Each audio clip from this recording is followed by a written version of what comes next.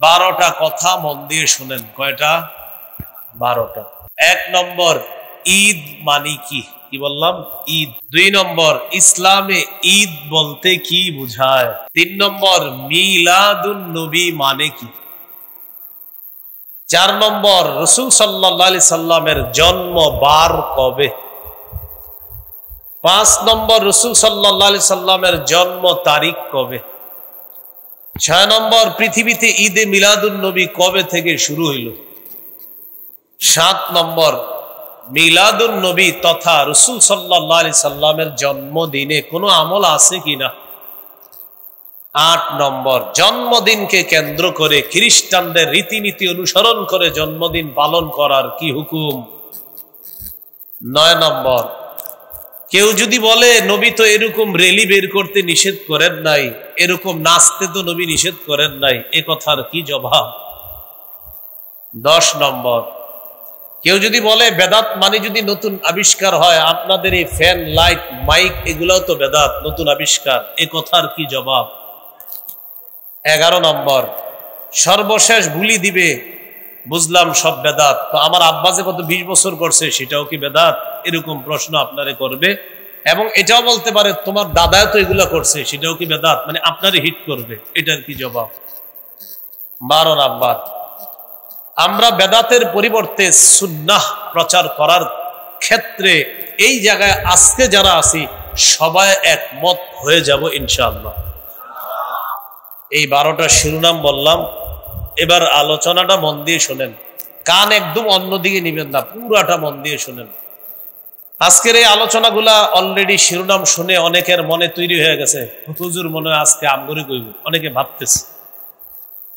বিষয়টা এরকম না ভাইবা, এই চিন্তা আনেন অতীতে যদি আমি ভুল করে থাকি ভুলগুলা থেকে ফিরে আসব, আর অতীতে যদি আমি ভুল না করে থাকি ভবিষ্যতেও ভুল করব না ইনশাআল্লাহ।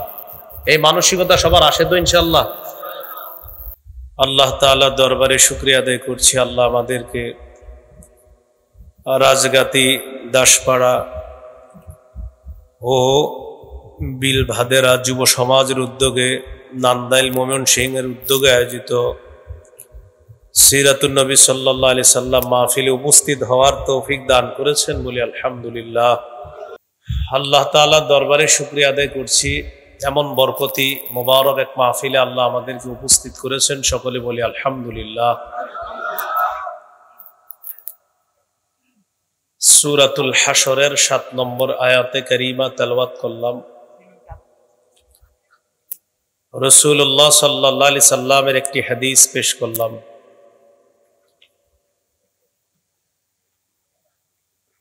মাহফিল হলো সিরাতুন নবী মুহাম্মদ সাল্লাল্লাহু আলাইহি ওয়াসাল্লামের জীবনী। রাসূলুল্লাহ সাল্লাল্লাহু আলাইহি সাল্লামের জীবনী যেন আমাদের জীবনে আমরা বাস্তবায়িত করতে পারি, আল্লাহ তৌফিক দান করেন। সূরা হাশরের 7 নম্বর আয়াতে আল্লাহ তাআলা বলেন, রাসূলুল্লাহ সাল্লাল্লাহু আলাইহি ওয়াসাল্লাম তোমাদেরকে যা দেন তা গ্রহণ করো, যা থেকে নিষেধ করেন তা থেকে বিরত থাকো, তোমরা আল্লাহ তাআলাকে ভয় করো, নিশ্চয় আল্লাহ তাআলা কঠিন শাস্তিদাতা। রাসূলুল্লাহ সাল্লাল্লাহু আলাইহি সাল্লাম হাদিসের মধ্যে বলেন, মা তারাকতু শাইআন মিম্মা আমারাকুমুল্লাহ ইল্লা ওয়াকাদ আমারতুকুম বিহ। আল্লাহ তাআলা যত বিষয়ে নিষেধ করেছেন, আদেশ করেছেন, এমন কোনো আদেশ বাকি নাই যে আমি তোমাদেরকে বলি নাই, তোমাদের কাছে পৌঁছাই নাই। কোনো আদেশ তোমাদের জন্য আমি ছেড়ে দিয়েছি বা লুকিয়েছি এমনটি হয় না। আল্লাহ যত আদেশ করেছেন সব আমি তোমাদের কাছে পৌঁছে দিয়েছি। আর আল্লাহ যত নিষেধ করেছেন সব নিষেধাজ্ঞা, এই নিষেধাজ্ঞা থেকে যে তোমরা ফিরে আসতে হবে, বেঁচে থাকতে হবে, এই সব আমি তোমাদের কাছে পৌঁছে দিয়েছি, একটাও আমি ছেড়ে দেই নাই, সব আমি তোমাদের কাছে পৌঁছে দিয়েছি। এই জন্য রাসূলুল্লাহ সাল্লাল্লাহু আলাইহি সাল্লাম আমাদের আদর্শ। সহিহ বুখারীর বর্ণনা ৭,২৮০ নম্বর হাদিস। রাসূলুল্লাহ সাল্লাল্লাহু আলাইহি ওয়াসাল্লাম বলেন, কুল্লু উম্মতি ইয়াদখুলুনাল জান্নাতা ইল্লা মান আবা। আমার উম্মতের সবাই জান্নাতে যাবে, শুধু যারা অস্বীকার করে তারা ছাড়া সবাই জান্নাতে যাবে। জিজ্ঞাসা করা হলো, ওয়া ইয়াবা ইয়া রাসূলুল্লাহ, অস্বীকার কারা করে? রাসূলুল্লাহ সাল্লাল্লাহু আলাইহি সাল্লাম জবাব দিলেন, মান আতাআনি দাখালাল জান্নাহ, যে আমার আনুগত্য করলো সে জান্নাতে প্রবেশ করলো। ওয়া মান আসানি ফাকাদ আবা, যে আমার নাফরমানি করলো সেই অস্বীকার করলো, আর তার ঠিকানা হলো জাহান্নাম। বলি নাউজুবিল্লাহ। সহিহ বুখারীর বর্ণনা ৭২৮১ নম্বর হাদিস। রাসূলুল্লাহ সাল্লাল্লাহু আলাইহি সাল্লাম ঘুমিয়ে আছেন। জাআত মালাইকাতুন ইলান নবী সাল্লাল্লাহু আলাইহি ওয়াসাল্লাম, একদল ফেরেশতা রাসূলুল্লাহ সাল্লাল্লাহু আলাইহি সাল্লামের কাছে আসলেন। নবীজির পাশে তারা দাঁড়ালেন। তো একজন ফেরেশতা বললেন, ইন্নাহু নাইমুন, তিনি তো ঘুমায়। ওয়া ক্বালা বা'দুহুম ইন্নাল আইনা নাইমা ওয়াল কলবা ইয়াকযান, আরেকজন বললেন তার চোখ ঘুমায় কিন্তু অন্তর ঘুমায় না, অন্তর জাগ্রত আছে। ফেরেশতারা বললেন, ইদরিবু লি সাহিবিকুম হাদা মাসালা, তোমরা তোমাদের এই সাথীর একটা দৃষ্টান্ত বর্ণনা করো। কোন সাথীর? রাসূলুল্লাহ সাল্লাল্লাহু আলাইহি সাল্লাম, এই নবীজির একটা দৃষ্টান্ত তোমরা বর্ণনা করো। এই কথা বলার পর একজন ফেরেশতা বলে উঠলেন, ইন্নাহু নাইমুন, তিনি তো ঘুমন্ত। ওয়া ক্বালা বা'দুহুম ইন্নাল আইনা নাইমা ওয়াল কলবা ইয়াকযান, আরেক ফেরেশতা বললেন তার চোখ ঘুমায় কিন্তু তার অন্তর জাগ্রত আছে। বাক্যটা কয়বার হলো? দুইবার। এবার ফেরেশতারা বলতে লাগলেন, মাসালুহু কামাসালি রাজুলিন বানা দারা ওয়াজআলা ফিহা মা'দুবা ওয়া বা'সা দা'iয়া ফামান আজাবা দা'iয়া দাখালা দারা ওয়া আকালা মিনাল মা'দুবা ওয়া মান লাম ইউজিবিদ দা'iয়া লাম ইয়াদখুলিদ দারা ওয়া লাম ইয়াকুল মিনাল মা'দুবা। ফেরেশতারা বললেন, তার দৃষ্টান্ত এমন এক ব্যক্তি, যে ব্যক্তি একটি ঘর বানিয়েছে, ঘরের মধ্যে একটি দস্তরখান বিছিয়েছে, দস্তরখানের মধ্যে খাবার সাজানো আছে। একজন আহ্বানকারীকে বাইরে পাঠিয়েছে, যাও তুমি আহ্বান করো, মানুষকে দাওয়াত দাও। যারা তোমার আহ্বানে সাড়া দিবে তারা এই ঘরে ঢুকবে আর দস্তরখানের খাবার খাবে। আর যারা তোমার আহ্বানে সাড়া দিবে না, ঘরেও আসতে পারবে না, দস্তরখানের খাবারও খেতে পারবে না। এই কথাগুলা ফেরেশতারা বলার পর এবার ফেরেশতারা বলতে লাগলেন, আউবিলু হালাহু, আমরা যে এতক্ষণ দৃষ্টান্ত বর্ণনা করলাম এটা তার কাছে ব্যাখ্যা করা দরকার। কার কাছে? নবীজির কাছে সাল্লাল্লাহু আলাইহি সাল্লাম। এক ফেরেশতা বলে উঠলেন, ইন্নাহু নাইম, তিনি তো ঘুমায়। ওয়া ক্বালা বা'দুহুম ইন্নাল আইনা নাইমা ওয়াল কলবা ইয়াকযান, আরেক ফেরেশতা বললেন তার চোখ ঘুমায়, অন্তর ঘুমায় না, অন্তর জাগ্রত আছে। আমরা যা বলবো তিনি সব শুনবে। আর এই জন্য তো নবীজির এই হাদিস আমরা বলতে পারছি এখানে, কারণ তার অন্তর ছিল জাগ্রত। এবার ফেরেশতারা ব্যাখ্যা দিতে লাগলেন। কিসের ব্যাখ্যা? ঘরের ব্যাখ্যা, দস্তরখানের ব্যাখ্যা। আর ওই যে একজন আহ্বানকারী বাহিরে গিয়ে ডাক দিছে, ভাই কে আছেন, ওই ঘরে আসেন, দস্তরখানে খাবার আছে, যারা আসবেন তারা খেতে পারবেন। এবার ফেরেশতারা ব্যাখ্যা দিতেছে, ফাদ্দারু আল জান্নাহ, ঘর হলো আল্লাহর জান্নাত, দস্তরখানা হলো জান্নাতের নাজ নেয়ামত।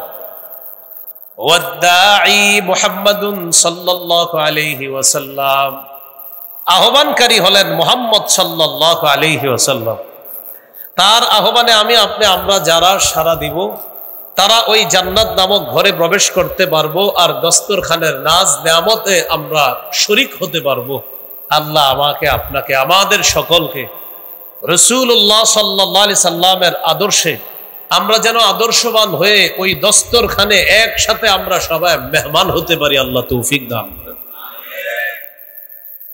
আর যারা তার ডাকে সাড়া দিবে না, তারা ওই ঘরেও ঢুকবে না, দস্তরখানের খাবার খেতেও পারবে না। ফেরেশতারা শেষে বলে, এটা হলো ওই দৃষ্টান্ত যে তার অনুসরণ করলো আর যে তার নাফরমানি করলো। অর্থাৎ রাসূল সাল্লাল্লাহু আলাইহি সাল্লামের যে অনুসরণ করবে তিনি জান্নাতে যাবে, দস্তরখানের খাবার খাবে। যারা নবীর নাফরমানি করবে জান্নাতেও যেতে পারবে না, দস্তরখানের খাবারও খেতে পারবে না। আল্লাহ আমাদের সকলকে রাসূলুল্লাহ সাল্লাল্লাহু আলাইহি সাল্লামের আনুগত্যশীল উম্মত হওয়ার তৌফিক দান করেন। সহিহ বুখারীর বর্ণনা ৭২৮৩ নম্বর হাদিস। এই হাদিসের মধ্যে আসছে রাসূলুল্লাহ সাল্লাল্লাহু আলাইহি সাল্লাম বলেন, আমার দৃষ্টান্ত আর আমাকে যে হেদায়েত দিয়ে পাঠানো হয়েছে এটার দৃষ্টান্ত হলো ওই ব্যক্তির মতো যে ব্যক্তি তার এলাকায় গেছে, যাওয়ার পর বললেন, আমি তোমাদের সামনে আন-নাযীরুল উরিয়ান, স্পষ্ট একজন সতর্ককারী। এক ব্যক্তি তার এলাকায় গেছে, জাতির কাছে গেছে, গিয়ে বলতেছে, ও জাতি, আমি তোমাদের সামনে একজন সতর্ককারী। এই কথা বলার পর তিনি বললেন, রাআইতু বিআইনাইয়া আল জাইশা অথবা রাআইতুল জাইশা বিআইনাইয়া, আমি এই দুই চোখ দিয়ে সেনাবাহিনী দেখে আসছি, অচিরেই তারা তোমাদের উপর হামলা চালাতে পারে। ফান্নাজা, তাড়াতাড়ি নিরাপদ জায়গায় তোমরা চলে যাও। ফাআতাহু তাইফাতুম মিনহুম, একদল তার কথাটা ভালোভাবে নিছে, তার ডাকে সাড়া দিয়েছে, তার কথার অনুসরণ করে ঘরের থেকে তারা প্রয়োজনীয় আসবাবপত্র নিয়ে তারা নিরাপদ জায়গায় চলে গিয়েছে। আরেক দল তার কথায় কোনো গুরুত্ব দেয় না, কয় থুর, আন্দাজি কথা। এই দলের উপর সাব্বাহাহুমুল জাইশ, ওই সেনাবাহিনী রাতের বেলা অতর্কিত হামলা চালিয়েছে, তাদেরকে ধ্বংস করে দিয়েছে। বলেন তো এই দুই দলের মধ্যে কারা লাভবান হলো? যারা তার কথা শুনলো নাকি না শুনে যারা ওই এলাকায় ছিল? তারা যারা তার কথা শুনেছে। قال رسول الله صلى الله عليه وسلم, নবীজি বলেন, এটাই হলো আমার দৃষ্টান্ত, আমি তোমাদেরকে সতর্ক করতেছি। যারা আমার কথা শুনবা নিরাপদ জায়গা তথা জান্নাতের মেহমান হয়ে যাইবা, আর যারা আমার কথা শুনবা না তারা ওই যে যারা কথা শুনে নাই, সেনাবাহিনীর হামলায় তারা শেষ হয়ে গেছে, ঠিক যারা আমার কথা শুনবা না তারাও জাহান্নাম নামক ভয়ঙ্কর জায়গায় যেতে হবে। বলি নাউজুবিল্লাহ। আল্লাহ আমাদেরকে রাসূলুল্লাহ সাল্লাল্লাহু আলাইহি সাল্লামের আদর্শ যেন আমাদের জীবনে বাস্তবায়ন করে আমরা জান্নাতি হতে পারি। আল্লাহ তৌফিক দান করেন। এইগুলো নবী যা বলছেন তা গ্রহণ করব, যা থেকে নিষেধ করছেন তা থেকে আমরা বিরত থাকবো। বলি ইনশাআল্লাহ। এখন মন দিয়ে শুনি আমরা। 12টা কথা মন দিয়ে শুনেন। কয়টা? 12টা। 1 নম্বর, ঈদ মানে কি? কি বললাম? ঈদ। 2 নম্বর, ইসলামে ঈদ বলতে কি বোঝায়? 3 নম্বর, মিলাদুন নবী মানে কি? 4 নম্বর, রাসূল সাল্লাল্লাহু আলাইহি সাল্লামের জন্ম বার কবে? 5 নম্বর, রাসূল সাল্লাল্লাহু আলাইহি সাল্লামের জন্ম তারিখ কবে? 6 নম্বর, পৃথিবীতে ঈদে মিলাদুন নবী কবে থেকে শুরু হইল? 7 নম্বর, মিলাদুন নবী তথা রাসূল সাল্লাল্লাহু আলাইহি সাল্লামের জন্মদিনে কোনো আমল আছে কিনা? 8 নম্বর, জন্মদিনকে কেন্দ্র করে খ্রিস্টানদের রীতিনীতি অনুসরণ করে জন্মদিন পালন করার কি হুকুম? 9 নম্বর, কেউ যদি বলে নবী তো এরকম র্যালি বের করতে নিষেধ করেন নাই, এরকম নাচতে তো নবী নিষেধ করেন নাই, এ কথার কি জবাব? 10 নম্বর, কেউ যদি বলে বেদাত মানে যদি নতুন আবিষ্কার হয়, আপনাদের এই ফ্যান, লাইট, মাইক এগুলোও তো বেদাত, নতুন আবিষ্কার, এ কথার কি জবাব? 11 নম্বর, সর্বশেষ ভুলি দিবে, বুঝলাম সব বেদাত, তো আমার আব্বা যে কত 20 বছর করছে সেটাও কি বেদাত? এরকম প্রশ্ন আপনারে করবে। এবং এটাও বলতে পারে তোমার দাদাও তো এগুলা করছে, সেটাও কি বেদাত? মানে আপনারে হিট করবে। এটার কি জবাব? 12 নাম্বার, আমরা বেদাতের পরিবর্তে সুন্নাহ প্রচার করার ক্ষেত্রে এই জায়গায় আজকে যারা আছি সবাই একমত হয়ে যাব ইনশাআল্লাহ। এই 12টা শিরোনাম বললাম। এবার আলোচনাটা মন দিয়ে শোনেন, কান একদম অন্যদিকে নিবেন না, পুরাটা মন দিয়ে শোনেন। আজকের এই আলোচনাগুলা অলরেডি শিরোনাম শুনে অনেকের মনে তৈরি হয়ে গেছে, হুজুর মনে হয় আজকে আমগরি কইব, অনেকে ভাবতেছে। বিষয়টা এরকম না ভাইবা, এই চিন্তা আনেন অতীতে যদি আমি ভুল করে থাকি ভুলগুলা থেকে ফিরে আসব, আর অতীতে যদি আমি ভুল না করে থাকি ভবিষ্যতেও ভুল করব না ইনশাআল্লাহ। এই মানসিকতা সবার আসে তো ইনশাআল্লাহ? প্রথম কথা, ঈদ মানে কি? ঈদ মানে আনন্দ প্রকাশ করা, খুশি প্রকাশ করা, আনন্দ উল্লাস উৎসব করা। ঈদ এটা যে কারো উৎসব হতে পারে। এই গেল প্রথম কথা। দ্বিতীয় কথা, ইসলামে ঈদ বলতে কি বুঝায় এটা আমাদের জানা জরুরি। কেন জরুরি? কারণ আমরা মুসলমান, আমাদের ধর্ম ইসলাম, এজন্য ইসলামের ঈদ জানাটা আমাদের জন্য জরুরি। কিভাবে বাংলাটা বললাম দেখেন তো, যে ইসলামে ঈদ বলতে কি বুঝায়। এখন আপনাকে কেউ প্রশ্ন করবে ইসলামের ঈদ তোমার কি দরকার? জবাব হবে, যেহেতু আমি মুসলমান, আমার ধর্মের নাম ইসলাম, তাই ইসলামের ঈদটাই আমার জানা দরকার। এ ব্যাপারে 3টি হাদিস পেশ করি। আবু দাউদের বর্ণনা 1134 নম্বর হাদিস। হাদিসের বর্ণনাকারী আনাস ইবনু মালিক রাদিয়াল্লাহু তাআলা, তিনি বলেন, কাদিমা রাসূলুল্লাহ সাল্লাল্লাহু আলাইহি ওয়াসাল্লাম আল মদিনা ওয়া লাহুম ইয়াওমান ইয়ালআবুনা ফীহিমা। রাসূলুল্লাহ সাল্লাল্লাহু আলাইহি সাল্লাম মদিনায় আসলেন। আসার পর দেখে মদিনার বাসী 2 দিন খেলাধুলা করে, নির্দিষ্ট 2 দিনে খেলাধুলা করে। فقال رسول الله صلى الله عليه وسلم ما هذان اليومان। রাসূলুল্লাহ সাল্লাল্লাহু আলাইহি সাল্লাম প্রশ্ন করলেন, আচ্ছা এই 2 দিনে যে তোমরা খেলাধুলা করো, এই 2 দিন কি, খেলো কেন? قالوا كنا نلعب فيهما في الجاهلية। তারা জবাব দিল, আমরা জাহিলি যুগে খেলাধুলা করতাম, তাই এখনো খেলাধুলা করি, উৎসব করি এই 2 দিনে, অভ্যাসটা এখনো ছাড়তে পারি নাই।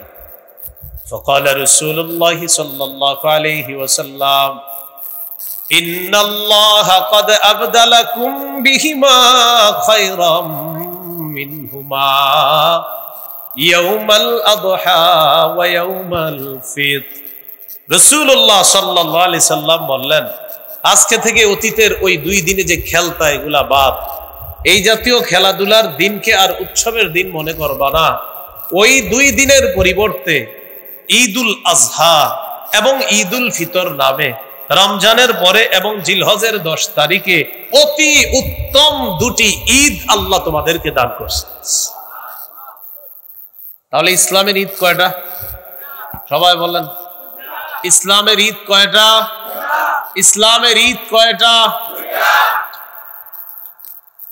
3টা বর্ণনা বলার কথা, এগুলো 1 নম্বর বর্ণনা। বর্ণনা নাম্বার 2, সহিহ বুখারীর বর্ণনা 963 নম্বর হাদিস। এই হাদিসের বর্ণনাকারী আব্দুল্লাহ ইবনে ওমর রাদিয়াল্লাহু তাআলা আনহুমা, ইসলামের দ্বিতীয় খলিফা ওমর ইবনুল খাত্তাব রাদিয়াল্লাহু তাআলা আনহুর সন্তান আব্দুল্লাহ ইবনে ওমর রাদিয়াল্লাহু তাআলা আনহুমা।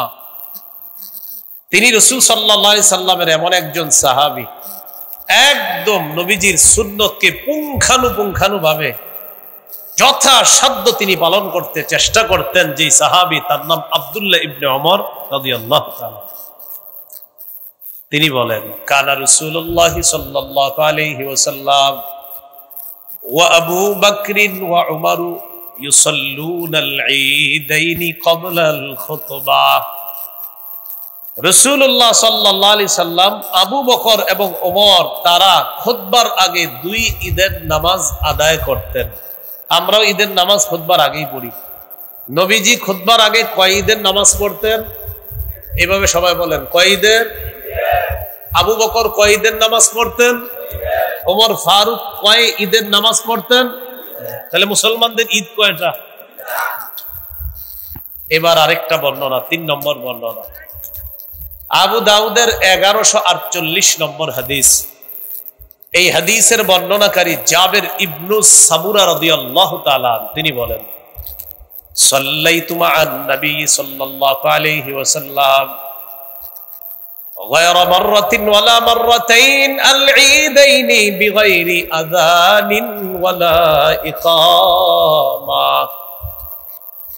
জাবের ইবনে সামুরা রাদিয়াল্লাহু তাআলা আনহু বলেন, একবার দুইবার নয়, অসংখ্য অগণিত বার আযান এবং ইকামত ছাড়া আমি আল্লাহ নবীর সাথে 2 ঈদের নামাজ আদায় করলাম। কয় ঈদের নামাজ? আমরা কি ঈদে আযান ইকামত দেই? আরে ঈদের নামাজে কি আযান ইকামত আছে না?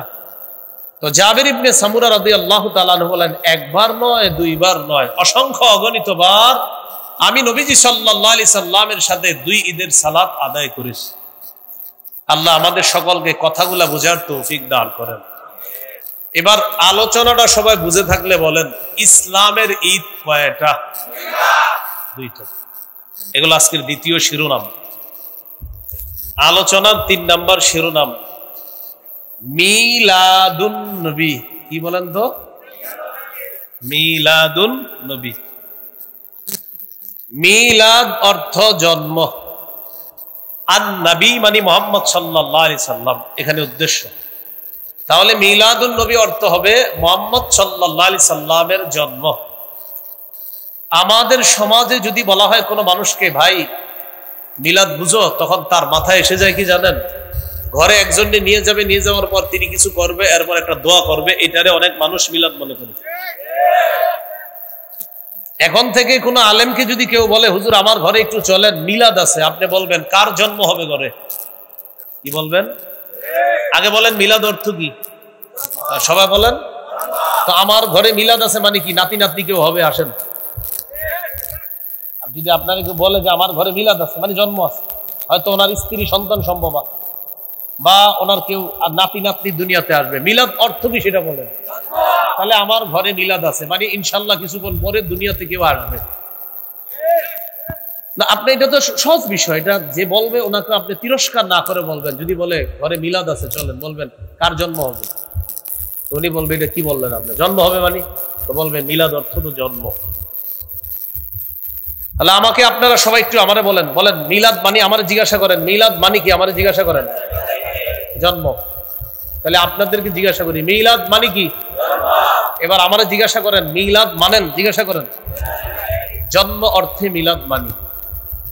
তাহলে এবার আপনাদেরকে জিজ্ঞাসা করি মিলাদ মানেন? হ্যাঁ পুরাটা বলেন। হ্যাঁ, আবার মিলাদ মানেন? পুরাটা বলেন। জন্ম অর্থে মিলাদ মানি। মিলাদ মানেন? না হয় ধোঁকাবাজরা আমাদেরকে নবীজির বিরুদ্ধবাদী বানাইতে চায়। নবীজির জন্ম অস্বীকার করলে তো কাফের, তার তো ইমানই থাকবে না। তাহলে আমাদেরকে যদি কেউ প্রশ্ন করে এখন থেকে আপনাদেরকে যে ভাই মিলাদ মানেন, আমরা উত্তর দিব জন্ম অর্থে আমরা মিলাদ মানি। বলবে বুঝিয়ে বলেন, তখন আরেকটু বুঝাইয়া বলবো মুহাম্মদ সাল্লাল্লাহু আলাইহি সাল্লামের জন্ম মানি যদি হয় মিলাদ, মিলাদ অর্থ যদি হয় নবীজির জন্ম, এটা আমি মানি, আমরা মানি, সকল মুসলমান মানতেই হবে। না মানলে তার ঈমান থাকবে না। তাহলে এবারে সুন্দর মতো যে আওয়াজটা দিচ্ছেন এইভাবে বলবেন জন্ম অর্থে মিলাদ মানি। আমি আপনাদেরকে মনে করেন 3 দিন পরে দেখা হয়েছে নান্দাইল, জিজ্ঞাসা করলাম ভাই মিলাদ মানেন?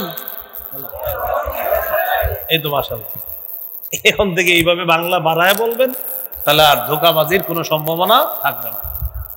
তো মিলাদুন নবী মুহাম্মদ সাল্লাল্লাহু আলাইহি সাল্লামের জন্ম। 4 নম্বর আলোচনা, নবীজি সাল্লাল্লাহু আলাইহি সাল্লামের জন্ম বার কবে, মানে কি বারে তিনি জন্মগ্রহণ করেছেন। হাদিসের একটা কিতাব আছে নাম মুসনাদে আহমদ। এই কিতাবের 4 নম্বর খণ্ড 172 নম্বর পৃষ্ঠা। ওয়ালিদা রাসূলুল্লাহ সাল্লাল্লাহু আলাইহি ওয়াসাল্লাম ইয়াউমাল ইসনাইন। রাসূলুল্লাহ সাল্লাল্লাহু আলাইহি সাল্লাম সোমবারে জন্মগ্রহণ করেছেন। তাহলে নবীজির জন্ম কিবারে? 5 নম্বর আলোচনা, নবীজির জন্ম তারিখ কবে, এটা একটু মন দিয়ে শোনেন, এটা বুঝার আছে। এই ব্যাপারে অনেকগুলা মতভেদ আছে, অনেকগুলা মত আছে। কেউ বলেন নবীজির জন্ম রবিউল আউয়াল মাসের 2 তারিখে, কেউ বলেন নবীজির জন্ম রবিউল আউয়ালের 8 তারিখে, কেউ বলেন রাসূলুল্লাহ সাল্লাল্লাহু আলাইহি সাল্লামের জন্ম রবিউল আউয়ালের 9 তারিখ, কেউ বলেন 10 তারিখে, কেউ কেউ বলেছেন নবীজি সাল্লাল্লাহু আলাইহি সাল্লামের জন্ম 12ই রবিউল আউয়াল, কেউ বলেছেন রাসূল সাল্লাল্লাহু আলাইহি সাল্লামের জন্ম 17ই রবিউল আউয়াল, কেউ কেউ বলেছেন রাসূল সাল্লাল্লাহু আলাইহি সাল্লামের জন্ম রবিউল আউয়াল মাসের 8 দিন বাকি থাকতে। মজার ব্যাপার, কেউ কেউ বলেছেন নবীজির জন্ম 12ই রমজান। কত রমজান? যদিও এটা একদম নতুন শুনছি আমরা, 12ই রমজান, তো নিতান্তই দুর্বল বর্ণনা, কিন্তু বলছে। আল বিদায়া ওয়ান নিহায়া ইতিহাসের কিতাব, লেখক মুহাম্মদ ইবনে কাসির রাহমাতুল্লাহি আলাইহি এই সব বর্ণনাগুলোর মধ্যে অন্যগুলোকে দুর্বল প্রমাণিত করে 3টা বর্ণনা নিয়ে তিনি আলোচনা করেছেন। কয়টা? 2, 8, 12। বলেন তো ভাই, কয় তারিখ? 8, 12, মানে 2 রবিউল আউয়াল, 8ই রবিউল আউয়াল, 12ই রবিউল আউয়াল। প্রথম আলোচনা 2 রবিউল আউয়াল, এটা দুর্বল প্রমাণ করি কিভাবে আমরা দেখেন। এই সনদের মধ্যে এইভাবে আছে, সনদটা আন মুহাম্মদ ইবনে সাদিন আনিল ওয়াকিদি। মুহাম্মদ ইবনে সাদ তার উস্তাদ ওয়াকিদি থেকে বর্ণনা করেছেন, ওয়াকিদি তার উস্তাদ আবু মাশার থেকে বর্ণনা করেছেন। এই একটু এদিকে তাকাইলে বুঝবেন, এই তিনি আমার উস্তাদ, আমি তার ছাত্র। ঠিক আছে, আমার কম বয়স, সমস্যা নেই, এ আমার ছাত্র, তাহলে তার উস্তাদ আমি, আবার আমার উস্তাদ তিনি। বিষয়টা বুঝেন, তাহলে এর উস্তাদ আমি, আর আমি আবার ওনার ছাত্র, আবার তিনি আবার আমার উস্তাদ। এটা বুঝছেন নি সবাই? এটাকে বলে সূত্র। বলেন কি বলে? সূত্র। এই দেখেন এবার, মুহাম্মদ তিনি বর্ণনা করেছে ওয়াকিদি থেকে, ওয়াকিদি বর্ণনা করেছে আবু মাশার থেকে। তাহলে আবু মাশার ওনার ছাত্র ওয়াকিদি, ওয়াকিদির ছাত্র মুহাম্মদ। কি বর্ণনা? ওয়ালিদা রাসূলুল্লাহ সাল্লাল্লাহু আলাইহি ওয়াসাল্লাম, নবীজি জন্মগ্রহণ করেছেন ইয়াউমাল ইসনাইন, সোমবারে, লিলাইলাতাইনি খালাতা মিন শাহরি রবিউল আউয়াল, রবিউল আউয়াল মাসের 2 তারিখে আল্লাহ রাসূল সাল্লাল্লাহু আলাইহি সাল্লাম জন্মগ্রহণ করেছে। সূত্র কি? মুহাম্মদ ইবনে সাদ বর্ণনা করেছে তার উস্তাদ ওয়াকিদি থেকে, আর ওয়াকিদি বর্ণনা করেছে আবু মাশার থেকে। এবার দেখেন এই বর্ণনা কেন দুর্বল। আমার দিকে তাকান, আমার নাম ওয়াকিদি, কি নাম? ওয়াকিদি, আর ওনার নাম কি বানাইছি? আবু মাশার।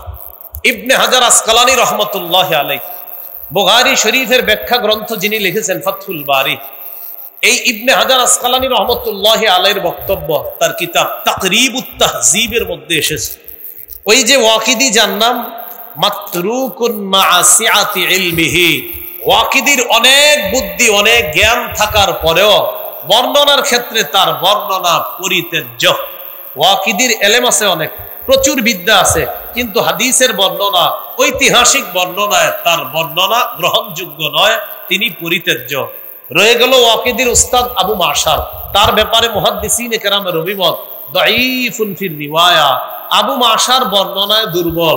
তাহলে দুইজন, একজন আবু মাশার তিনি বর্ণনায় দুর্বল, আরেকজন ওয়াকিদি তিনি বড় আলেম ঠিক, কিন্তু তার বর্ণনাও হাদিসের ক্ষেত্রে, ইতিহাসের ক্ষেত্রে তার বর্ণনা পরিত্যাজ্য। তাহলে 2 রবিউল আউয়ালের বর্ণনার সূত্রে এমন দুজন ব্যক্তি আছে, একজনের বর্ণনা পরিত্যাজ্য, আরেকজনের বর্ণনা দুর্বল, তাই 2 রবিউল আউয়ালের বর্ণনাটি দুর্বল। তাহলে 2 রবিউল আউয়ালের বর্ণনাটি কি বলেন তো? আলেম ছাড়া অন্যরা বুঝছেন নি কি বলেন তো? আলেমরা তো সহজে বুঝে এই বিষয়গুলো, অন্যরা বুঝছেন? ওই যে সূত্র, সূত্রের একজনের বর্ণনা পরিত্যাজ্য, আরেকজনের বর্ণনা দুর্বল, এই কারণে 2 রবিউল আউয়ালের বর্ণনাটাই দুর্বল। রয়ে গেল 8, 12। আমার সাথে একটু বলেন, হস্তি বাহিনী যে বছর, বলেন হস্তি বাহিনী যে বছর কাবায় হামলা চালিয়েছে, ওই বছর রাসূল সাল্লাল্লাহু আলাইহি ওয়াসাল্লাম জন্মগ্রহণ করেছেন এ ব্যাপারে প্রায় সকল ঐতিহাসিকগণ একমত। ছোটবেলা থেকে শুনছেন না, ওই হাতি বাহিনী মক্কায় হামলা চালাইছে, আলাম তারা কাইফা ফাআলা রাব্বুকা বিআসহাবিল ফিল, এই আসহাবুল ফিল মানে হস্তি বাহিনী।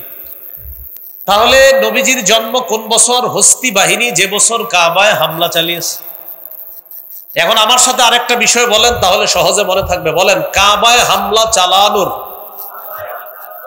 50 দিন পর নবীজি সাল্লাল্লাহু আলাইহি সাল্লামের জন্ম। এবার আমি আপনাদেরকে একটু প্রশ্ন করি, আপনারা উত্তর দিবেন। হস্তি বাহিনী যে বছর কাবায় হামলা চালায়, এই বছর কার জন্ম? হামলার কতদিন পরে জন্ম? এবার 50 দিনটা আমরা বাইর করি, দেখেন। হস্তি বাহিনী কাবায় হামলা চালাইছে মুহররম মাসের 13 দিন বাকি থাকতে। কয়দিন বাকি থাকতে? তাহলে মুহররমের 13। মুহররম মাসের পরের মাসের নাম কি? সফর। তাহলে মুহররমের 13, সফর মাসের 30, 30 আর 13 কত হয়? 43। সফর মাসের পরের মাসের নাম কি? রবিউল আউয়াল। রবিউল আউয়ালের 7 দিন যাওয়ার পর যখন সূর্য ডুবে যাবে, তখন 8ই রবিউল আউয়াল শুরু। তাহলে 43 এর সাথে কত হয়? 50। বলেন, 43 এর সাথে কত? তাহলে মুহররমের 13 দিন, সফরের 30, 43, রবিউল আউয়ালের 7 গিয়ে 8 নাম্বার তারিখ, 50 দিন পর হয় 8ই রবিউল আউয়াল। বিশুদ্ধ বিদগ্ধ উলামায়ে কেরামের অভিমত হলো আল্লাহ রসুলের জন্ম 8 তারিখেই, এই কথাটি বিশুদ্ধ। তাহলে রসুল সাল্লাল্লাহু আলাইহি সাল্লামের জন্ম কয় তারিখে? 8ই। এই ব্যাপারে উলামায়ে কেরাম বলেন এটাই বিশুদ্ধ হওয়ার বেশি দাবি রাখে। কেউ কেউ বলেন গাণিতিক হিসাবে রসুল সাল্লাল্লাহু আলাইহি সাল্লামের জন্ম 9 রবিউল আউয়াল। এবার একটা কথা মনে রাখবেন, 8 এবং 9, কি বললাম? 8 এবং 9, এই ব্যাপারে পৃথিবীর বিখ্যাত বিশুদ্ধ বিদগ্ধ উলামায়ে কেরাম এই ব্যাপারে একমত যে নবীর জন্ম 8 অথবা 9 রবিউল আউয়াল, এই কথাটি বিশুদ্ধ। বলেন, এই কথাটি কি? এবার আমার সাথে বলেন, 12ই রবিউল আউয়াল নবীজির জন্ম, এই কথাটি প্রসিদ্ধ হলেও বিশুদ্ধ নয়। কি বললাম? 12ই রবিউল আউয়াল কি? প্রসিদ্ধ। 12ই রবিউল আউয়াল কি? হলেও কি নয়? কোরআনের আয়াত সংখ্যা 6666, এ কথাটি প্রসিদ্ধ হলেও বিশুদ্ধ নয়। 6236, এ কথাটি বিশুদ্ধ হলেও প্রসিদ্ধ নয়। কোরআনের আয়াত সংখ্যা 6666, এ কথাটি প্রসিদ্ধ হলেও বিশুদ্ধ নয়। কোরআনের আয়াত সংখ্যা 6236টি, এ কথাটি বিশুদ্ধ হলেও প্রসিদ্ধ নয়। এজন্য প্রসিদ্ধ আর বিশুদ্ধের পার্থক্য বুঝে বিশুদ্ধটাই গ্রহণ করার তৌফিক দান করেন। এবার 12ই রবিউল আউয়ালের বর্ণনাটি একটু বলি, দেখেন।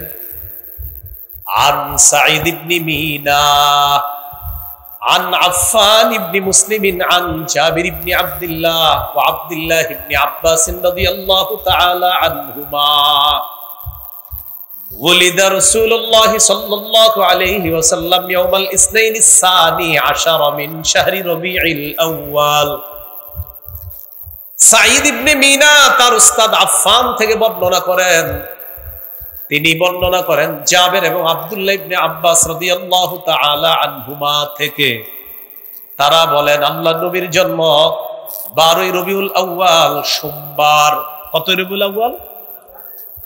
তাহলে 12ই রবিউল আউয়াল জন্ম, এই বর্ণনাটা আমরা শুনলাম। এবার দেখেন, ওই আবার আগের মতো সূত্র মনে আছে নি? সূত্রের কথা। ছাত্রের নাম সাঈদ, বলেন ছাত্রের নাম কি? উস্তাদের নাম আফফান, বলেন ছাত্রের নাম। উস্তাদের নাম আফফান, ছাত্রের নাম, উস্তাদের নাম। মজার ব্যাপার, সাঈদ যিনি তিনিও বিশুদ্ধ বর্ণনাকারী, আফফান যিনি তিনিও বিশুদ্ধ বর্ণনাকারী। এবার প্রশ্নগুলো সুন্দরভাবে মনে রাখবেন। হুজুর 12ই রবিউল আউয়ালের বর্ণনাকারীর সূত্রের মধ্যে ছাত্র সাঈদ যিনি তিনিও বিশুদ্ধ বর্ণনাকারী, সূত্রের মধ্যে ওস্তাদ আফফান তিনিও বিশুদ্ধ বর্ণনাকারী। সূত্রে 2 জন বিশুদ্ধ বর্ণনাকারী থাকার পরেও 12ই রবিউল আউয়ালকে কেন আপনারা বিশুদ্ধ বলছেন না? 12ই রবিউল আউয়ালের যে সূত্র, এই সূত্রের মধ্যে যিনি সাঈদ বর্ণনা করছেন তিনিও বিশুদ্ধ, আবার তার উস্তাদ আফফান তিনিও কি? বিশুদ্ধ।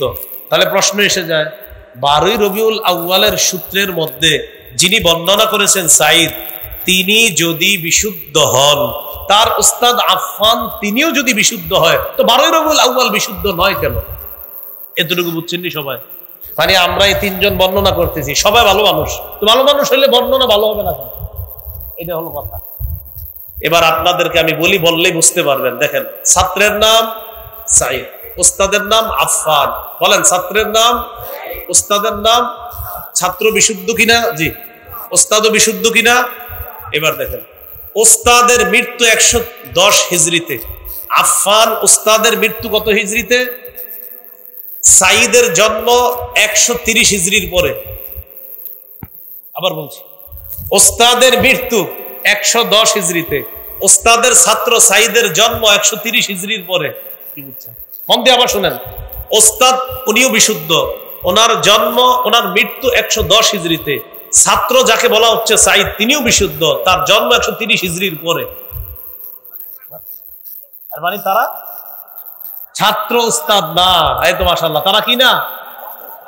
কারণ উস্তাদের মৃত্যুর প্রায় 20 বছর পরে ছাত্রের জন্ম, তো তারা ছাত্র উস্তাদ কিভাবে হয়? এবার বলেন, তাহলে মাঝখানে তাদের এই সূত্রের মাঝখানে, বলেন এই সূত্রের মাঝখানে বিচ্ছিন্নতা রয়েছে। বিচ্ছিন্নতাকে আরবিতে ইনকিতা বলে। ইনকিতা যেই সূত্রে থাকে, ওই বর্ণনাটিকে মুনকাতি বলে। মুনকাতি বর্ণনা বিশুদ্ধ দলিল হিসাবে গ্রহণযোগ্য না। তাহলে এবার আপনারা, আমি আশা করি আমি আলেম ছাড়া অন্যরাও সহজে বুঝছেন। দেখেন, বর্ণনাকারী উস্তাদও বিশুদ্ধ, ছাত্রও বিশুদ্ধ, তো প্রশ্ন এসে যায়, বিশুদ্ধ হলে বর্ণনা বিশুদ্ধ নয় কেন? মজার ব্যাপার হলো, কে জানে মাঝখানে একটু ঝামেলা করে ফেলছে। উস্তাদও বিশুদ্ধ ঠিক, কিন্তু তার মৃত্যু 110, আর ছাত্র বিশুদ্ধ ঠিক, কিন্তু তার জন্মই হয়েছে 130 হিজরির পরে। অর্থাৎ তাদের দুইজনের কোনো সাক্ষাৎ ঘটে নাই, মাঝখানে একটা ঝামেলা হয়েছে। এই ঝামেলার কারণে এই বর্ণনাটি প্রসিদ্ধ হয়ে গেল, বিশুদ্ধ নয়।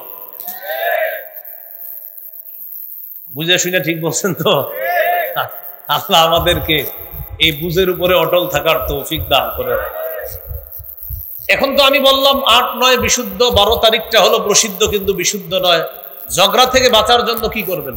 এলাকায় কিন্তু এই বয়ানের পরে কালকে এরকম হইতে পারে, তোরা 8 বললে বল, 9 বললে বল, আমি 12। আবার কেউ বলবেন, আমি বলি না, আমি বলি। ঝগড়া থেকে বাঁচবেন কিভাবে? এটার একটা বুদ্ধি আছে। আমাকে একটু আপনারা সবাই জিজ্ঞাসা করেন, নবীর জন্ম কবে? জিজ্ঞাসা করেন। এবার ঝগড়া মুক্ত উত্তর দিয়ে দেখেন, 8 থেকে 12 রবিউল আউয়ালের যে কোনো একদিন। 8ই রবিউল আউয়াল থেকে 12ই রবিউল আউয়ালের মাঝে নিশ্চিত যে কোনো একদিন নবীজির জন্ম হয়েছে। আর ঝগড়া হবে না। এনে বলবে কি, এই মেয়ে আপনি 8 থেকে 12ই বলছেন কেন? 12। আপনি বলবেন হ্যাঁ ঠিক আছে 12। তাহলে কি 8? আপনি বলবেন হ্যাঁ 8। তাহলে কি 9? বলবেন হ্যাঁ 9। আপনি বিপদে ফেলাইতে পারবেন। আপনি বলবেন 8 থেকে 12-র মধ্যে হয়েছে, এটা তুমি নিশ্চিত থাকো, তুমি টেনশন করো না, অতএব এটা নিয়ে ঝগড়া করার কিছু নেই। এইগুলো আজকের 5 নাম্বার আলোচনা। নবীজির জন্ম তারিখ কবে, এই ব্যাপারে আমরা কিছু জ্ঞান শিখলাম, জানলাম। এরপরে আমরা সুন্দর একটা ঝগড়ামুক্ত সমাধান জানলাম যে 8 থেকে 12 রবিউল আউয়ালের মাঝে নিশ্চিত একদিন আল্লাহ রাসূল সাল্লাল্লাহু আলাইহি সাল্লাম জন্মগ্রহণ করেছে, সেদিন তিনি দুনিয়াতে এসেছে। এটা আমরা ঝগড়ামুক্ত থাকবো ইনশাআল্লাহ। 6 নাম্বার গুরুত্বপূর্ণ আলোচনা, 12 রবিউল আউয়ালকে কেন্দ্র করে ঈদে মিলাদুন নবী কবে থেকে শুরু হলো? কি মিলাদুন নবী? এবং এটার নাম দেওয়া হয় সকল ঈদের সেরা ঈদ। কি দেয় নাম? আমি এখনো এটার বিরোধিতা করতেছি না। দেখেন কি নাম, এই যে ঈদে মিলাদুন নবীর নাম কি দেয়? আমি জানতে চাই, আমার নবী যেই ঈদ করছে ওইটা সেরা, না আমরা যেটা করবো সেটা সেরা? আবার বলছি, আমাদের নবী যেই ঈদটা করছে ওইটা সেরা হবে, না আমরা যেটা করবো সেটা সেরা হবে? তাহলে আমার নবী ঈদ করছে কয়টা? অথবা আমার নবীর 2 ঈদই সেরা না? এটা বুঝলেও আপনি ঠিক, বললেও ঠিক, না বললে আমি তো বলতেছি, ওদের কথার বিরোধিতা কিন্তু করতেছি না, আমি খালি প্রশ্ন করতেছি, আপনারা যেটাকে সেরা বলবেন এটা সেরা না নবী যেটা করছে সেটা সেরা? এখন তারা বলবে যে না, আমরা যে ঈদটা পালন করি এটা সকল ঈদের সেরা ঈদ। আমরা জবাবে ঝগড়া না করে বলবো এইভাবে, আমাদের নবী যেটা পালন করেছেন সেটা সকল ঈদের সেরা ঈদ। ঠিক বললে হবে না। আপনারা যেই জায়গায় দেখবেন লেখা যে ঈদে মিলাদুন নবী সকল ঈদের সেরা ঈদ, নিচে লিখবেন আমার নবী যে ঈদ করছে সেটা সকল ঈদের সেরা ঈদ।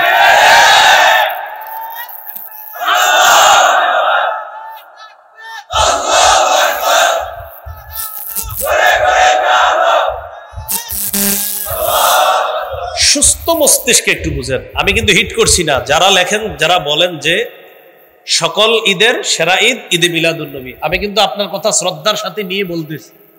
আপনার এই পালন যদি হয় সকল ঈদের সেরা ঈদ, আমার নবী যেটা পালন করছে আমাদের কাছে সেটা সকল ঈদের সেরা ঈদ। তো এই জন্য হুজুর আপনারা স্টেজে যারা আছেন, এটা কি আমি ভুল বললাম? আমার নবী যেটা করবে এটাই তো সেরা হবে। তো বাস সোজা বিষয়টা তো একটা, মানে আপনার সুস্থ মস্তিষ্ক, আপনি মনে হয় 3-4 বছরের বাচ্চা, ওরে 2 বার বুঝাইলেও বুঝবে, হ্যাঁ আমার নবী যেটা করছে এটাই তো সেরা। আল্লাহ আমাদেরকে বুঝে শুনে ঠিকের উপর অটল থাকার তৌফিক দান করেন। এবার এটা শুরু হলো কিভাবে একটু বললে মনে থাকবে। বলেন 604 হিজরি ইরাক দেশের মসুল শহরে বাদশাহ আবু সাঈদ মুজাফফর সর্বপ্রথম জনৈক আলেম আবুল খাত্তাব উমর ইবনে দিহিয়া, তার মাধ্যমে সর্বপ্রথম নবীর জন্মকে কেন্দ্র করে ঈদে মিলাদুন নবীর সূচনা করে। যেই কাজটা নবী বিদায় নেওয়ার 604 বছর পর্যন্ত পৃথিবীতে ছিল না মুসলিম হিসাবে, সেই কাজ আমরা নিজেরাও করব না, করতে পারি না। যারা করে তাদেরকে কোনোভাবেই সমর্থন করতে পারি না। বুঝে বুঝে বলছেন তো? এবার আপনাদের মনে থাকবে কয় হিজরি, দেশের নাম, শহরের নাম, মাশাআল্লাহ, শহরের নাম, বাদশার নাম আবু সাঈদ। একটু মনে রাখলে হবে, পুরোটা মনে থাকবে না আপনাদের, খালি একটু মনে রাখবেন নাম কি, আর ওই হুজুরের নামটা মনে রাখবেন আবুল খাত্তাব। কি নাম? তার মাধ্যমে সর্বপ্রথম এটা সূচনা করছে। তো আমাদের সরল জবাব, যেই কাজ আমার নবী দুনিয়া থেকে বিদায় নেওয়ার 604 বছর পরে শুরু হয়েছে, এটা আমরা করতে পারি না, আমরা করব না, এটার সমর্থন আমরা করতে পারি না। আমরা ভদ্রতার সাথে, বিনয়ের সাথে বলবো, যারা এগুলা করে ভাই আপনারাও চলে আসেন, এই বেদাত পরিহার করে আমরা সকলে মিলেমিশে শিরিক বেদাত মুক্ত একটা বাংলাদেশ গঠন করার চেষ্টা করি। আল্লাহ তৌফিক দান করেন। কি মুক্ত বাংলাদেশ? হ্যাঁ, আবার বলে কি মুক্ত? শিরিক বেদাত মুক্ত। আল্লাহ তৌফিক দান করেন। এবার আবুল খাত্তাব যে হুজুরের নাম বললাম, ওনার ব্যাপারে একটু শোনেন। ইবনে হাজার আসকালানী রহমতুল্লাহি আলাইহি তার ব্যাপারে বলেন, কাসীরুল ওয়াকিআতি ফিল আইম্মাতি ওয়া ফিস সালাফি মিনাল উলামা, খাবিসুল লিসান শাদীদুল কিবরি মুতাহাবিনা। এই আবুল খাত্তাব নামক হুজুর, যার মাধ্যমে এটা শুরু হইল আর কি, এই লোকটা কেমন ছিল? এই লোকটা ছিল প্রচন্ড দাম্ভিক টাইপের। পূর্ববর্তী উলামায়ে কেরামের সারাক্ষণ সমালোচনা করত, বুজুর্গ আলেমদের সমালোচনা করত। তার মুখের ভাষা ছিল খুব খারাপ। বর্তমান যুগে অনেক ভাইয়েরা আমাদের সাথে যখন দলিলে না পারে, তখন সর্বশেষ মুখের গালিকে অস্ত্র হিসাবে ব্যবহার করে। কিন্তু জানেন, আমি মাঝে মাঝে চিন্তা করি তারা গালি দেয় কেন? এই চিন্তাটা আগে থাকলে এখন আমার নাই। কারণ এই বেদাতের আবিষ্কারক যেই গুরুজি ছিলেন, তার মুখের ভাষা ছিল খারাপ, তাই উত্তরাধিকার সূত্রে তাদের মুখের ভাষাও হয় খারাপ। এটা কিন্তু আপনি এটা বুঝার বিষয় আর কি, বিষয়টা যে আসলে মুখের ভাষা খারাপ কেন। আমি টেনশন করছি যে ভাষাটা খারাপ হয় কেন। আহমদ শফী রহমতুল্লাহ আলাইহির নাম নিয়া, জুনায়েদ বাবুনগরী রহমতুল্লাহ আলাইহির নাম সহ বড় বড় আলেমদের নাম নিয়ে ইচ্ছা মতো গালি দেয়। তো আমি টেনশনে পড়ে গেলাম, আচ্ছা গালির রহস্যটা কি? গালির রহস্য আমি খুঁজতে খুঁজতে দেখলাম, এই বেদাতের এই বেদাতগুলার আবিষ্কারক যে হজরত, এই হজরতের মুখের ভাষা ছিল খুব খারাপ। এ আলেমদেরকে গালি দিত। তা এই যুগেও যদি কেউ কোরআন সুন্নাহর কথা শোনার পর আপনাকে গালি দেয়, আপনি টেনশন করবেন না, আপনি বলবেন মাশাআল্লাহ, উত্তরাধিকার সূত্রে সুন্দরী পেয়েছেন। বিষয়টা এটা কোনো ঝগড়ার কিছু না। বিষয়টা আল্লাহ আমাদেরকে বুঝার তৌফিক দান করেন। এই জন্য সাবধান, দলিলে না পারলে কাউরে গালি দিয়েন না। হ্যাঁ, এগুলো 6 নম্বর। 7 নম্বর কথা, মিলাদুন নবী বা নবীজি সাল্লাল্লাহু আলাইহি সাল্লামের জন্মদিনকে কেন্দ্র করে নবীজি কোনো আমল করতেন কিনা, যদি করে থাকেন তাহলে আমরাও সে আমল করব, বলেন ইনশাআল্লাহ। সহিহ মুসলিমের বর্ণনা 1162 নম্বর হাদিস, সুইলা রাসূলুল্লাহ সাল্লাল্লাহু আলাইহি সাল্লাম আন সাওমিদ দাহরি, রাসূলুল্লাহ সাল্লাল্লাহু আলাইহি সাল্লামকে সারা বছর রোজা রাখা সম্পর্কে জিজ্ঞাসা করা হলো। নবীজি জবাব দিলেন, লা সামা ওয়ালা আফতারা আও ক্বালা মা সামা ওয়া মা আফতারা। যে ব্যক্তি সারা বছর রোজা রাখে সে রোজা রাখেও নাই, রোজা ছাড়েও নাই। কি বললেন? সে রোজা রাখেও নাই, ছাড়েও নাই। এর মানে এই রোজার প্রতি নবীজি উৎসাহ দেন নাই, যে সারা বছর যে রোজা রাখা এটার প্রতি কি দেন নাই? উৎসাহ দেন নাই। সুইলা আন সাওমি ইয়াউমাইনি ওয়া ইফতারি ইয়াউমিন, প্রশ্ন করা হলো, হুজুর কেউ যদি 2 দিন রোজা রাখে আর 1 দিন রোজা না রাখে, এর মানে মাসে 20টা রোজা আর 10 দিন গ্যাপ, 2 দিন রোজা 1 দিন গ্যাপ, 2 দিন রোজা 1 দিন গ্যাপ, তো মাসে রোজা হয় কয়টা?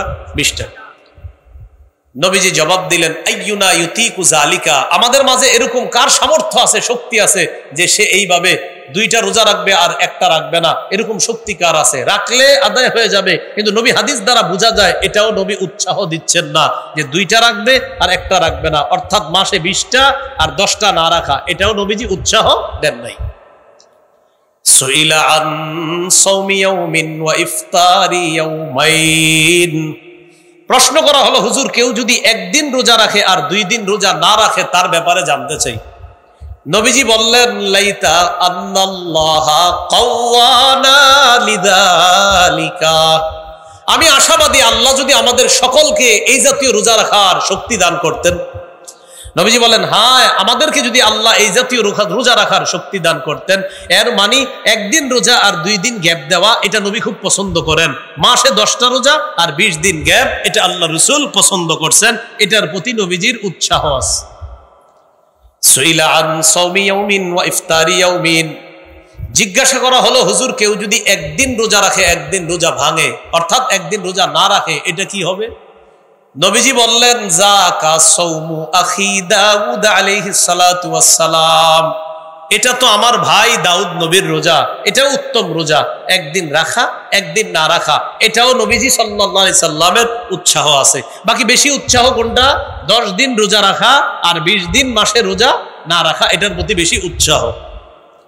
এবার প্রশ্ন করলেন, সুইলা আন সাওমি ইয়াউমিল ইসনাইন, ইয়া রাসূলুল্লাহ সোমবারের রোজার ব্যাপারে আপনার কাছে জানতে চাই।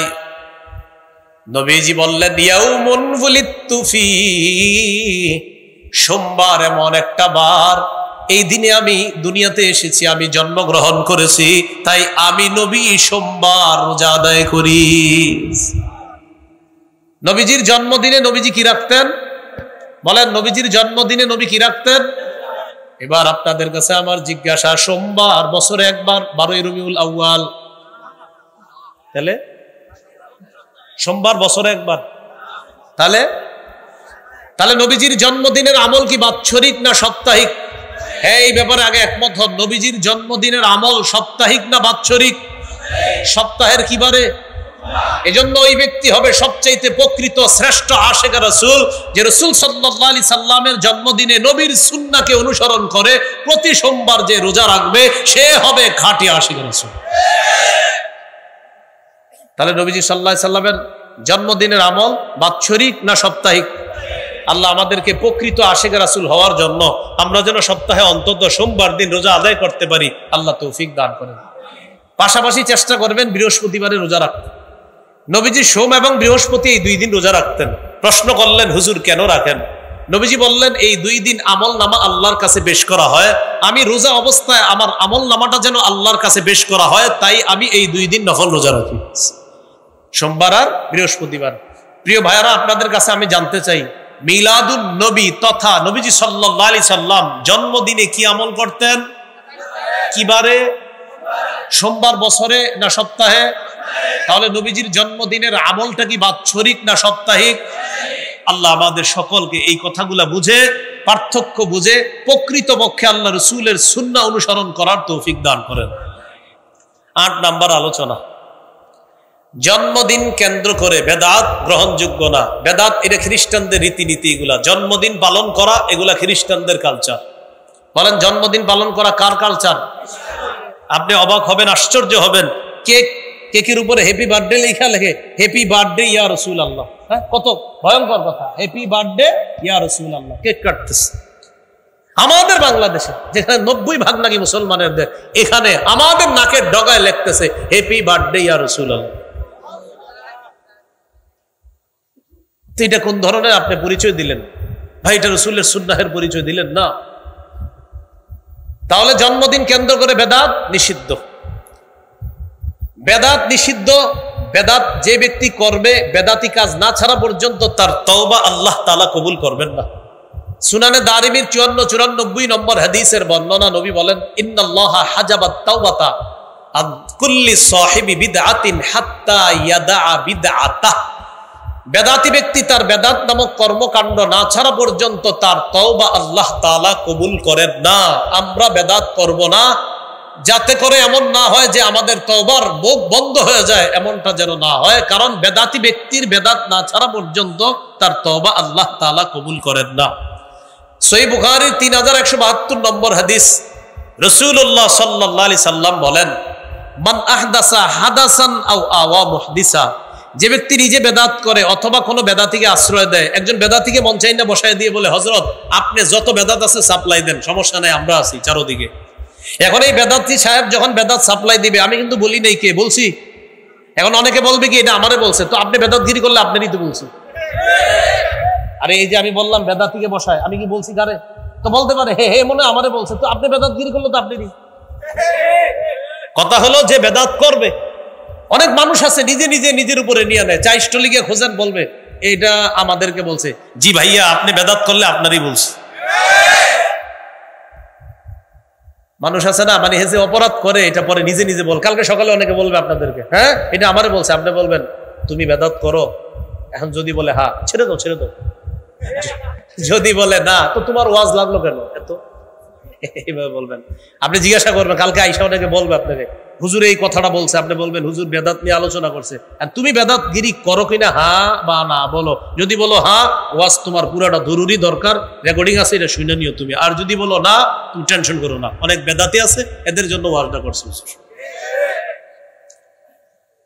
রাসূলুল্লাহ সাল্লাল্লাহু আলাইহি সাল্লাম বলেন, যে ব্যক্তি নিজে বেদাত করে অথবা কোনো বেদাতিকে আশ্রয় দেয়, ফালাইহি লানাতুল্লাহ, তার উপর আল্লাহর অভিশাপ, ওয়াল মালাইকা, ফেরেশতাদের অভিশাপ, ওয়ান নাসি আজমাইন, সকল মানুষের অভিশাপ। এই অভিশপ্ত কাজ নবীর জন্মদিনকে কেন্দ্র করে আমরা করতে পারি না, করব না। ভবিষ্যতেও যারা করে তাদের ব্যাপারে আমরা উলামায়ে কেরামের পক্ষ থেকে প্রয়োজনে রাষ্ট্রের প্রধান যারা আছে তাদের কাছে আবদার জানাবো যে মুসলমান এই দেশে 90% বেশি, এই দেশে মুসলমানরা বসবাস করে, এখানে আল্লাহ রসুলের ইজ্জতকে কেন্দ্র করে কোন বেদাতি বেদাতগিরি করবে, এটা আমরা এদেশে মুসলমানরা থাকতে ভবিষ্যতে আমরা অন্তত বেদাত আর শিরিক করতে দিব না। বেদাত শিরিক কেন হবে? নাম দেয় মুসলমান, আবার বেদাত শিরিক করবে, এটা কেন মুসলমান? এই জন্য মনে রাখবেন, কোন আল্লাহর ওলির বিরুদ্ধে আমাদের অবস্থান না, কোন ওলির কবরের বিরুদ্ধে আমাদের অবস্থান না, কিন্তু কবর কেন্দ্র করে যারা শিরিক করবে, বেদাত করবে, তাদের বিরুদ্ধে আমাদের অবস্থান। আমরা কিন্তু ওলিদের বিরুদ্ধে না। আর আপনি এক ওলির কবরের সামনে গিয়ে আপনি নাচতেছেন, গাইতেছেন, নারীদেরকে নিয়ে গাঁজা টাজা খাইতেছেন, এটা তো আপনি করতে পারেন না। আমাদের অবস্থান ক্লিয়ার, আমরা আল্লাহর ওলিদের বিরুদ্ধে না, আমরা ওই কাজের বিরোধী। কেউ যদি কোনো ওলির কবরকে, মাজারকে কেন্দ্র করে শিরিক করে, বেদাত করে, এই শিরিক বেদাতের বিরুদ্ধে আগেও ছিলাম, এখনো আছি। কিয়ামত পর্যন্ত যতদিন আমরা, আমাদের প্রজন্ম বেঁচে থাকবে, বেদাত আর শিরিকের বিরুদ্ধে আমাদের অবস্থান থাকবে। এ কথার মাথা রাখবেন। তাহলে এই জায়গাটা একটু পার্থক্য করেন। আমরা কি ওলিদের কবরের বিরুদ্ধে? আমরা কি ওলিদের বিরুদ্ধে? হ্যাঁ, ওলিদের কবর কেন্দ্র করে যদি শিরিক হয় আমরা, ওলিদের কবর কেন্দ্র করে যদি বেদাত হয় আমরা, তাহলে বেদাতের বিরুদ্ধে, শিরিকের বিরুদ্ধে। 9 নম্বর, অনেকে বলে কি জানেন, এতদিন পরে হিসাব, এতদিন পরে আমরা তো এটা বলতে আছি, আমার এই বয়ান তো অতীতে অনেক হয়েছে। আর বলবে কি যে নবী তো নিষেধ করে নাই এরকম নাচতে গাইতে, নবী তো নিষেধ করে নাই, এরকম বলবে। এটার জবাব সহিহ বুখারীর 2697 নম্বর হাদিসে রাসূল সাল্লাল্লাহু আলাইহি সাল্লাম বলেন, মান আহদাসা ফি আমরিনা হাদা মা লাইসা ফিহি ফাহুয়া রাদ্দুন। আমাদের শরীয়তের মধ্যে ইবাদতের নামে সওয়াবের আশায় কেউ যদি নতুন কিছু অনুপ্রবেশ ঘটায়, সওয়াবের আশায় যদি নতুন কোনো বেদাত চালু করে, এটা প্রত্যাখ্যান করা হবে, এটা পরিত্যাজ্য, এটা গ্রহণ করা হবে না। অতএব এই কথা বলার কোনো সুযোগ নাই যে নবী তো নিষেধ করেন নাই। আমরা জবাব দিব, নবী পূর্ণাঙ্গ শরীয়ত রেখে গিয়েছে, ওই শরীয়তের মধ্যে তোমার এই বেদাতটা নাই, তাই তোমার এই বেদাত আমরাও করি না, তোমারেও করতে আমরা দিতে একমত না। কি শিখলাম আমরা 9 নম্বর প্রশ্নে? নবী তো নিষেধ করেন নাই। উত্তর, নবী পূর্ণাঙ্গ দিন রেখে গিয়েছে, ওই পূর্ণাঙ্গ দিনের মধ্যে এই নতুন আবিষ্কারটা নাই, তাই আমরা এটা নিতে পারি না। 10 নম্বর প্রশ্ন, বেদাত মানে যদি নতুন আবিষ্কার হয়, এই ফ্যান লাইট এগুলো তো নতুন আবিষ্কার, তাহলে এগুলো কেন চালান? এটা আপনারা এগুলা কিন্তু মানুষ জানতো না, এদেরকে শিখাইছে এগুলা। এটার জবাব কি? আমি আপনাদেরকে কিছুক্ষণের জন্য প্রশ্ন করি, মনে করেন এই ফ্যান বন্ধ, এই লাইট বন্ধ, সব বন্ধ, এই মাদ্রাসার বিদ্যুৎ সব বন্ধ, আজকের মসজিদের ফ্যানগুলা বিদ্যুৎগুলা আগামী 100 বছর বন্ধ থাকবে, কারা কারা আর নামাজ পড়বেন না? এরকম আছেন কেউ? হ্যাঁ আছেন এরকম কেউ? তাহলে ফ্যান যদি আগামী 100 বছর নাও চলে, বিদ্যুৎ যদি কোনোদিনও এদেশে না থাকে, এদেশে যদি হারিকেনও না থাকে, এদেশে যদি বাতি জ্বালানোর মতো কিছু না থাকে, মুসলমান তার রবের ইবাদত করবে। কি বুঝাইতে চাইলাম? বিদ্যুৎ ফ্যান লাইট না থাকলেও মুসলমান শরীয়ত পালন করবে, এটা থাকলেও আলহামদুলিল্লাহ ভালো ঠান্ডা লাগে, এটা না থাকলেও শরীয়ত পালন করবে, এটা থাকলেও শরীয়ত পালন করবে। এই নতুন আবিষ্কারের সাথে শরীয়তের সম্পর্ক নাই। শরীয়তের মধ্যে হলো ইবাদতের নামে নতুন আবিষ্কার, সেটা বেদাত। লাইট ফ্যান নতুন আবিষ্কার হওয়া সত্ত্বেও এটা না থাকলেও শরীয়ত পালন করব, আমরা থাকলেও শরীয়ত পালন করব। তাহলে বলেন তো, ইবাদত নামক নতুন আবিষ্কার যদি হয়, এটার সম্পর্ক হবে কোথায়? শরীয়তের সাথে, যে না এটা শরীয়ত গ্রহণ করে না। আর ফ্যান লাইট নতুন আবিষ্কার, এটার সম্পর্ক কি শরীয়তের সাথে? এটা না থাকলে কি আমরা শরীয়ত পালন করব না? অতএব এই প্রশ্ন অবান্তর, এই প্রশ্ন করা যাবে না। কেউ যদি আপনার প্রশ্ন করে, আর যদি আপনি আপনার ঘরে বসা থাকেন, সাথে সাথে ফ্যানটা বন্ধ করে দেবেন, লাইটটা বন্ধ করবেন, বন্ধ করে অন্ধকারে বলবেন, কি আসো তুমি? তো যদি বলে হ্যাঁ, তো কি অবস্থা বলো, কি বলবা? না না হাইছেন না, পরে উনি বলবে ফ্যান লাইটে তো নতুন আবিষ্কার, আপনি বলবেন ফ্যানও বন্ধ লাইটও বন্ধ, কথা তো চলতেছে, আপনি বলো কি বলবো?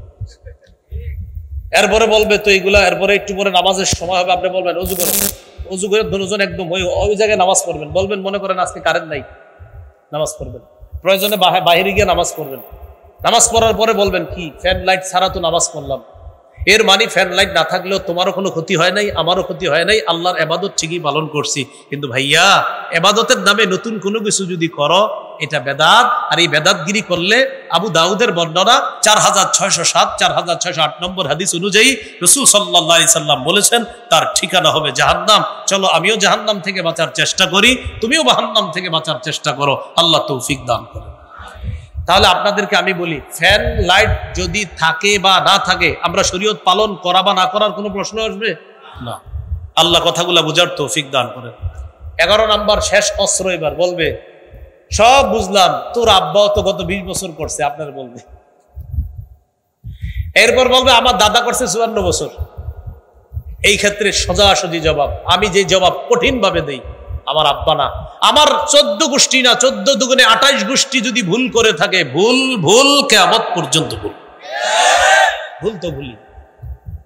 মানে এগুলো অনেক সময় হিট করতে চায় আর কি। মনে করেন আমারও যদি কেউ বলে, ও তোমারও তো অমুক প্রজন্মকে দেখছি করতে, আমি সুন্দরভাবে বলি কে করছে গো? অমুকে। আমি ভুল করছে মনে করে কি আমি বলবো না, আমি ব্যাখ্যা করে মনে হয় ওনারে সঠিক বানাবো না, ভুল ভুল একটু বলতে পারি আল্লাহ আমার আব্বা না বুঝা ভুল করছে, দাদা না বুঝা ভুল করছে, আপনি মাফ করে দেন, কিন্তু ভুল ভুল।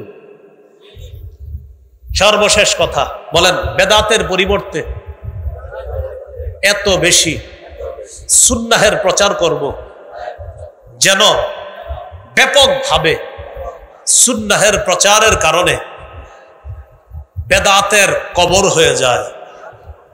তাহলে ব্যাপক পরিমাণে কি প্রচার করব ভাই? সুন্নাহ প্রচার করব। বলেন ইনশাআল্লাহ। রাসূলুল্লাহ সাল্লাল্লাহু আলাইহি সাল্লাম বলেন, আমার একটা সুন্নত যদি কেউ জিন্দা করে, তার দেখা দেখি যতজন পরিমাণ সওয়াব আল্লাহ তাকেও দান করবেন। আল্লাহ আমাদের সকলকে রাসূলুল্লাহ সাল্লাল্লাহু আলাইহি সাল্লামের জীবনীকে কেন্দ্র করে বেদাত থেকে বেঁচে আদর্শ জীবন যাপন গঠন করার তৌফিক দান করেন। সুবহানাল্লাহি ওয়া বিহামদিহি, সুবহানাকাল্লাহুম্মা ওয়া বিহামদিকা, আশহাদু আল্লা ইলাহা ইল্লা আনতা, আস্তাগফিরুকা। এই বেদাত সম্পর্কে, শিরিক বেদাত সম্পর্কে আলোচনা বিস্তারিত জানার জন্য আমার সংকলন মিম্বরে আমানত দ্বিতীয় খণ্ডটা সবাই পড়বেন, হ্যাঁ, বেদাত শিরিক কুফর জানার জন্য।